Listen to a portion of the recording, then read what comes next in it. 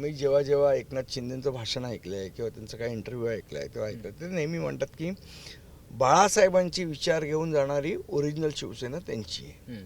जर खरोखर ते असं मानत असतील तर संजय निरुपमच्या पार्श्वभागावर एक सणसणीत लाथ मारली पाहिजे शिंदेंनी, जर खरोखर बाळासाहेबांचे विचार मानत असतील तर. ह्याच्यापेक्षा दुसरं काय सांगणार.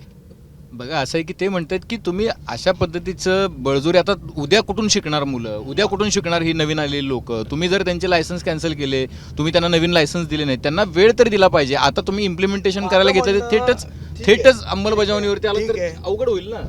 3 महिने लायसन्स सस्पेंड करा, मराठी शिका, 3 महिन्यांनी बहाल करू. 15 दिवसात शिका, 15 दिवसात बहाल करू. 20 दिवसात शिका, 20 दिवसात बहाल करू. एका दिवसात शिका, एका दिवसात बहाल करू. अजूनही 5-6 दिवसात शिकू शकतात ते आणि 1 तारखेला बोलू शकतात. मराठी खूप सोपी भाषा आहे, अवघड नाही आहे काय त्याच्यात. शिकूया AI ची क्रांती. चला करूया MSCIT. आजच नजीकच्या MSCIT केंद्रात आपला प्रवेश निश्चित करा.